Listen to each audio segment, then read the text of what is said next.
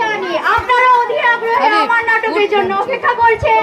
তাহলে শুরু করা যাক আজকের নাটক ঘোড়া কেন হারায়। শুরু করা যাক।